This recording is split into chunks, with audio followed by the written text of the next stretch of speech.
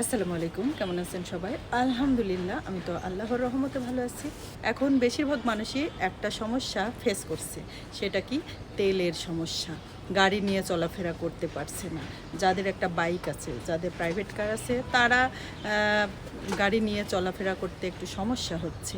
রাস্তায় বের হলে বড় লাইন, কিসের লাইন এগুলা? মোটরসাইকেল লাইন ধরে আছে, 1 মাইল ধরে দেখা যাচ্ছে যে মোটরসাইকেল লাইন দিয়ে আছে। এর থেকে সমাধানের উপায় কি বলেন তো? আমি একটা সমাধানের কথা বলি। আচ্ছা, অনেক আগে যখন মানুষের মোটরসাইকেল ছিল না, হাতে গোনা 2-1টা মোটরসাইকেল ছিল, তখন তো মানুষ চলাফেরা করতো। তো চলেন ফিরে যাই আগের জীবনে। মোটরসাইকেল না চালাই সাইকেল, কেমন হয়? মোটরসাইকেল না চালাইয়ে প্রাইভেট কারে না যেয়ে যাই হেঁটে, কেমন হয়? আগের মানুষগুলা যখন যখন মোটরসাইকেল ছিল না, প্রাইভেট কার এত ছিল না, তখন তো মানুষ হেঁটে হেঁটেই চলাফেরা করতো। এখন হাঁটার বিষয়টা মানুষ ভুলেই যাচ্ছে। হাঁটতে কম মানুষই চায়।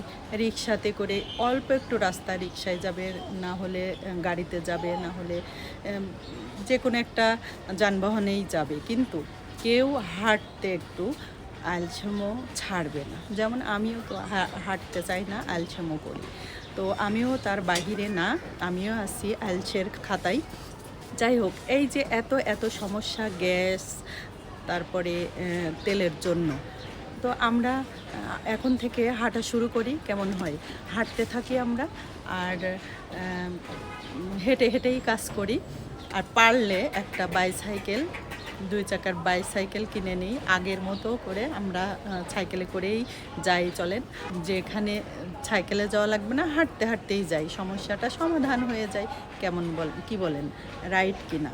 যে পরিমাণ সমস্যা আমরা ফেস করছি, এটা নাই, ওটা নাই, ওটা নাই, ওটা নাই, ওটা নাই, সরকারের তহবিলে কিছুই নাই।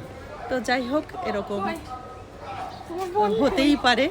তো এত গাড়ির সমস্যা দেখেই আমি বিষয়টা আলোচনা করলাম। আগের মানুষগুলা যেমন দূরে হাঁটতে হাঁটতে একটা কাজ করত, আবার যে কোনো কাজে তারা হেঁটে যাওয়া স্বাচ্ছন্দ্য বোধ করতো না, প্রয়োজনেই যেত, হয়তো গাড়ি ছিল না একটা, এজন্য হাঁটতে হাঁটতেই যেত।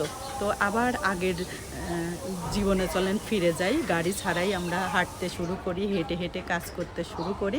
সিদ্ধান্তটা কেমন লাগে জানাবেন।